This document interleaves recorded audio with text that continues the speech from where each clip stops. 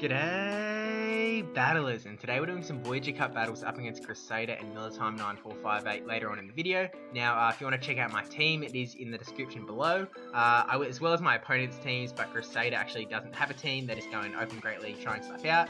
Now we've got Meganium up against the Mew here, which we don't really know what moveset the Mew's going to have, so we didn't switch out in case we were switching into a bad matchup. They end up switching into Skarmory. We stay in for a little longer than we probably should.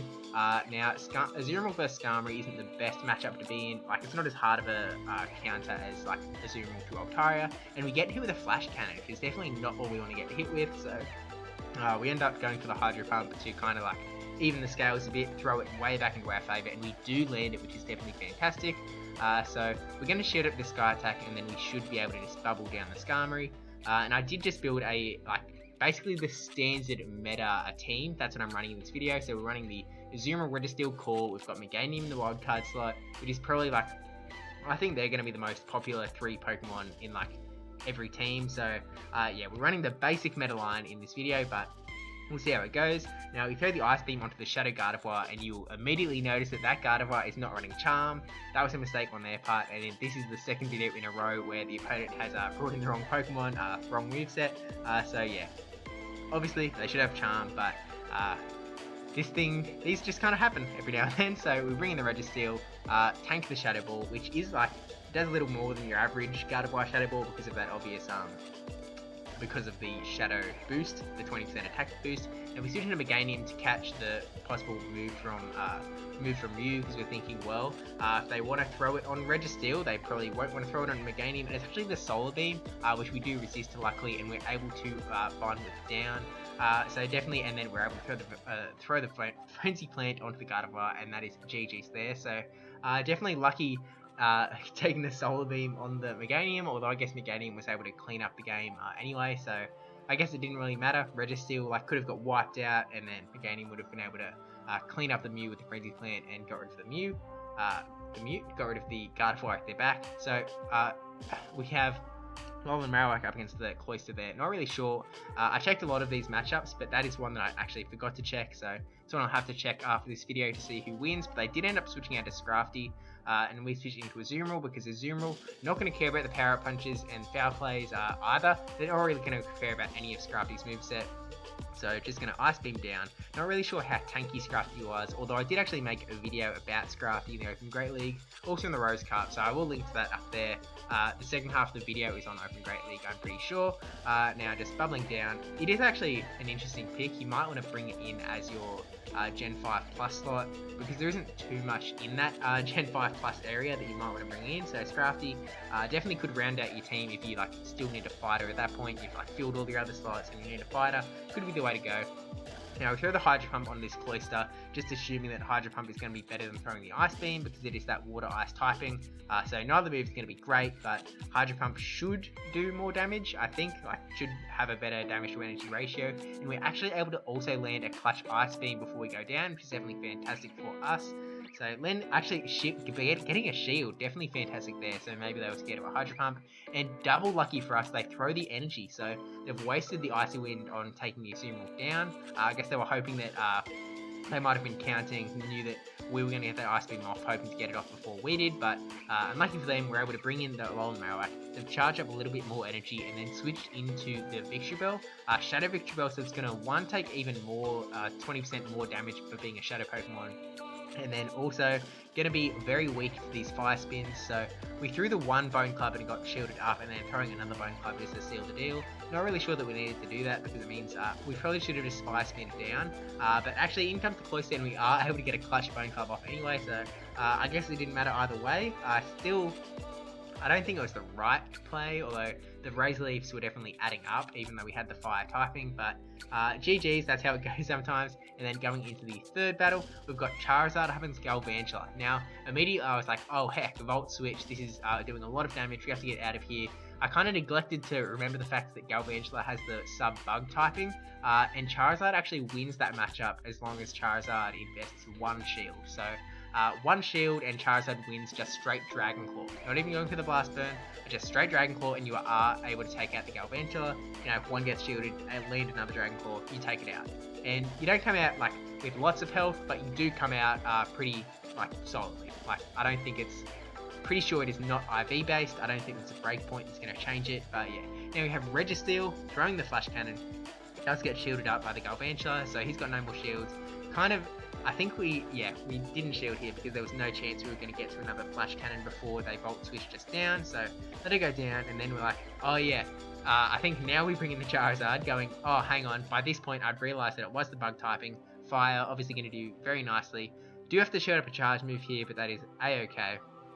Where we're gonna be able to take down the Galvantula and then throw a Blast Burn onto whatever's hanging out in the back unshielded. Brings in Azumarill, so Blast Burn obviously not going to do heaps to Azumarill, but I guess neither would Dragon Claw because of the Fairy typing, so end up switching out into the Azumarill Mirror Match, and then in comes Victreebel. So I think we just need to land this Ice Beam here. I think this should finish off the Victreebel. Actually, it might not quite, even with the Shadow. Oh no, it does finish off because of that. The Shadow Boost just really hurts it there, and then back into the Azumarill Mirror Match. They've got the energy advantage because we burned that energy throwing the Ice Beam on the Victreebel.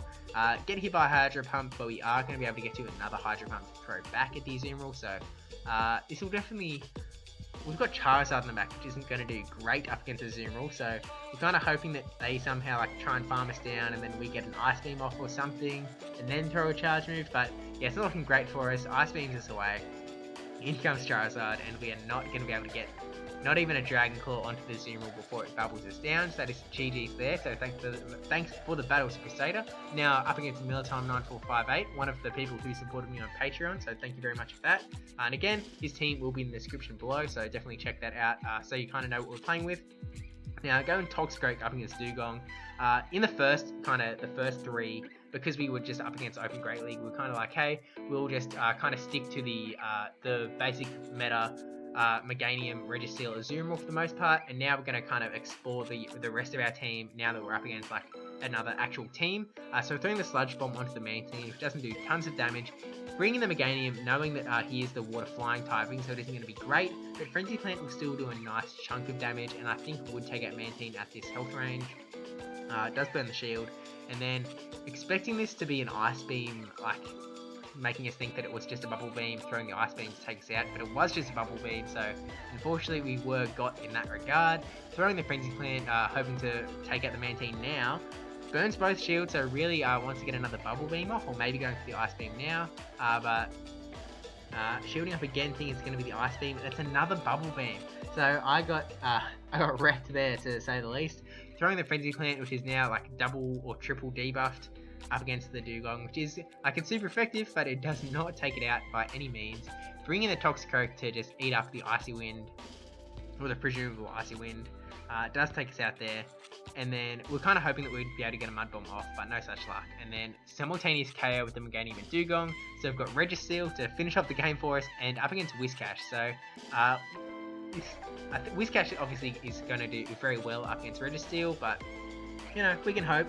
We're going to go straight for the Focus Blast, because Focus Blast will do a nice chunk of damage to the Whiscash, and there's no shield, so it is obviously going to go through. Takes it over half, so now we're just racing to the Flash Cannon. This Mud Bomb won't finish us off.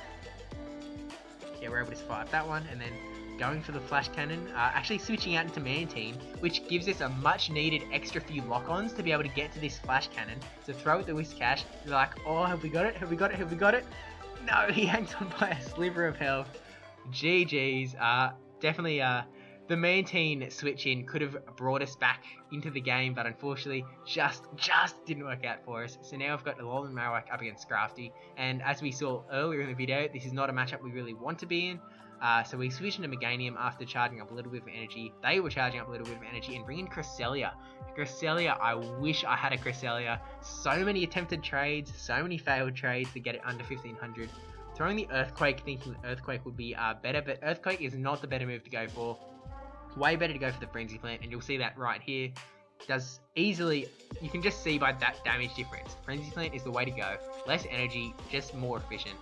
So I should have gone straight Frenzy Plant, but unfortunately didn't have that future sight. Yeah. We were able to fire spin down there. Don't need to throw a charge move. Then expecting the Scrafty to come back in. Yeah, Scrafty comes back in. He gets the CMP, though. I think we're flicking the Bone Club there, but we also threw a fast move, so not too sure. Ended up getting hit by a foul play. I was expecting the Power Punch bait. Definitely got done there again. We're not making great calls in this video, but that is, I mean, that could happen at regionals. Could just make the wrong calls, and that is a scary thing to think about, that it all comes down to the 50-50 chances. Is it a power-up punch, is it a foul play? Now, switching into Registeel, unfortunately, he still has both shields, so we're kind of like, well, we want to land a Focus Blast, but it's going to be difficult to do so we end up charging up to the Focus Blast, throw the Flash Cannon, hoping to burn one of the shields, and he doesn't shield. So much guts on that guy, but he called it correctly. I mean, he definitely knew that that's what we needed. We needed him to start burning the shields. There was no, I guess, Focus Blast isn't too much more energy than the Flash Cannon, and we end up going for another Flash Cannon. If it doesn't work the first time, maybe it'll work the second. It does work the second time, so at least we get a shield there. In comes Scrafty. Now, obviously, Counter and Power Up Punch can be super effective. Dark Pulse, Foul Play will also do a little bit, but, you know, not over massive amounts. Now, we brought in the Alolan Marowak, hoping to get a Bone Club off before he was able to take us out. And unfortunately, that it does not happen. The powered up counters, even though counters resisted by Alolan Marowak, was able to take us out, and then before we were able to click the Flash Cannon, Scrafty's taking us out, so whole lot of CMP ties, whole lot of just, he actually started a shield, so it didn't really matter in that last one. It was his game to win, and now Toxicroak up against Mantine, not a great matchup because we're taking super effective damage from the quick moves. We possibly, it might have been advisable to stay in, hope that he threw a Bubble Beam and then switch out just to eat up some of the Mantine's energy, and then would also get some energy on the Toxicroak, but ends up throwing the one Bubble Beam on Azumarill, debuff it a little bit, and then switching to Cresselia. We threw the Hydro Pump, hoping that Hydro Pump would be do some nice damage. Not really sure about the Cresselia matchups, to be honest. It's something I'm going to have to look into, because there's definitely going to be some Cresselias around. Throwing the Future Sight, and then we're going for another Hydro Pump, hoping that it just goes through, chips down the Cresselia a little bit more, because we don't really have a great Cresselia counter, I don't think, if I'm remembering what team we brought in here correctly. Obviously, we don't want to bring in Toxicroak, so yeah, we're going to have to bring in Meganium here, because Toxicroak will just take way too much damage. Have to shoot up because we don't want to get hit by a big old Ice Charge move. Future Sight coming through, so able to take out the Cresselia. I know my Pokemon. I'm a Pokemon PvP YouTuber, don't you know? Throwing the Frenzy Plant onto the Scrafty, probably getting it shielded. Yeah, gets shielded, and then switching into Toxicroak, or trying to switch into Toxicroak. Throw the charge move straight away, but actually switches to catch the Mud Bomb. Totally wasting this energy. Very well played there. Definitely good play. Not that Mud Bomb would have done heaps of damage to the Scrafty anyway, but it would have been nice to have landed on the Scrafty instead of the Mantine, and not even able to land the Sludge Bomb. So maybe, I mean, if we knew that we weren't going to get the Sludge Bomb, like if we were going to be able to just like tap it and it goes away, if we would have maybe thrown the Mud Bomb, tried to maybe shield bait as if it was a Sludge Bomb, but even Sludge Bomb wouldn't do tons to Mantine. It's GG's at this point, so thank you Krisader and Mealtime for the battles. Thank you for watching. Don't forget to like, comment, subscribe, especially that subscribe one, and I'll see you in the next Voyager Cup video. My regionals is in like a week now, so definitely expect that soon. Subscribe so you don't miss out on that.